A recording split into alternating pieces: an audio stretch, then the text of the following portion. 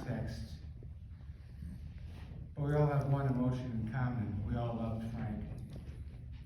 How could you not? I had the honor of knowing Frank in a number of roles, as an uncle, as a boss, as a friend, as a partner, and occasionally as a bad influence. Frank was a rather exuberant young man, but after the Navy, he married Marty, had Frank and Cindy, and things changed rather rapidly.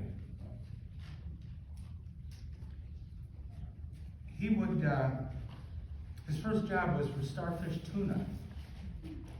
He actually would walk into an office and say, "Hey everyone, I'm Charlie the Tuna." I'm pretty sure that was the last time he ever called anybody his boss. In the 60s, he, along with his sister Cleo and Wally, bought the Seaport Inn on West 9th Street. Now, I don't know how much experience any of them had in running a bar, but simple, complete lack of experience has never slowed down Frank from jumping into any condition with both feet. The bar was between the courthouse and the flats. It was populated by everybody from judges to longshoremen to winos to factory workers. It had good food, and they made it work. Frank knew how to take care of, to keep order in a bar, that's for sure. He had the biggest hands of any man I've ever known. He could throw an unruly patient out of the bar while carrying on a conversation with you and never leave track. They worked hard, they had good food, and the business prospered. Now, Frank is what you would refer to today as a serial entrepreneur.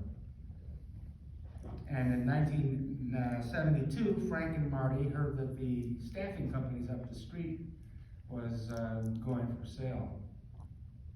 So they snapped it up.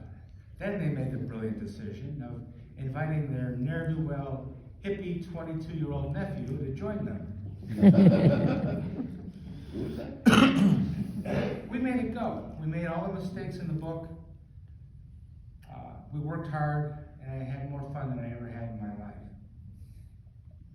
About 8 years later, when I had a year to get out on my own, I left there with more respect for the two of them than I could ever imagine, and the equivalent of an MBA in knowledge. Frank Jr. still runs the business today, and I rejoined him a couple of years ago in order to bookend my business career, so to speak. Frank loved to torment pompous people, and no one was more pompous than the bank manager up on at Central National Bank on St. Clair. He would do things like bring his dog into the bank. You know, this is way back before people thought dogs were people, you know. And but he took it because he was probably his biggest customer. Every day we would walk the cash deposits up to the bank, and I'd go with him because it was a lot of money. I was flirting with one of the tellers at the time. Her name was Debbie, and she announced that tomorrow was her birthday. So Frank said, "Well, I'll get you a pie in the face." Now, this is back in the 70s when pie in the face was all the rage, you remember? You know, there were companies that did nothing but give people pies in the face. And we all laughed about it. So the next day, Frank buys a pie and brings one of our scruffy guys in, and he says, "Here, take this pie, give him $5, go up to the bank, ask for Debbie, and say, 'Happy birthday.'" Well, you can imagine what happened.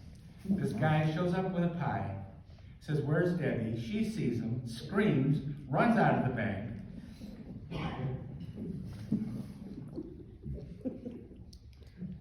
Frank might not have had a formal education, but he certainly had an amazing talent for figures, financing, and what have you. Once the bank CD rates were going sky high, he noticed that. He decided that he could actually borrow money from the bank and reinvest it in CDs and make money. Well, the bank manager challenged him on this, and he did it. And he finally sheepishly admitted that Frank was right. Now, we all know Frank loved to gamble. You name it, he would bet on it. Football, baseball, basketball, horses, cards. If Frank saw two bugs scurrying across the field, he would want to bet on it, and you could take whichever bug you wanted. Okay. He taught me never to draw to an inside straight, and if you play with a sucker, take his money. Somebody's going to, and it might as well be you. Now, every fall, Frank ran a football betting pool. You know, remember those slips that were all over the offices? You decide who you wanted to win, and you turn it in. Well, Monday, of course, he had tons of leftover losing slips. He would just take them home and put them in the garbage.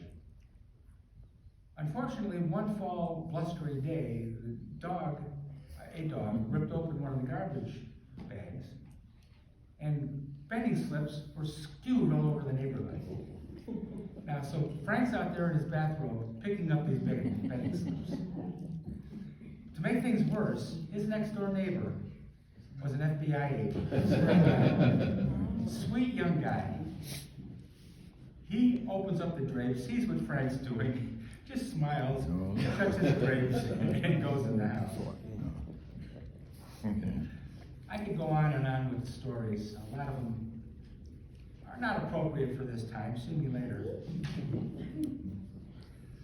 But of course, after Marty's passing, Frank got lucky a second time when he met and married Mary. He started to live a much more relaxed life, moved to Florida, or enjoyed vacationing in Florida, I should say. Enjoyed his grandchildren, even took up golf, which he used to describe as a great way to ruin a nice walk in the country. Frank was a tough guy, but I never knew a man that could cry as easily as him. He was successful, but you wouldn't know what to talk to him. He didn't care if you were a woman or a man, gay or straight, black or white. If you were a good person, if you were good to your family, he would consider you his friend. There aren't many Franks walking around today. And we're all going to miss him like crazy. Thank you. Thank you, David.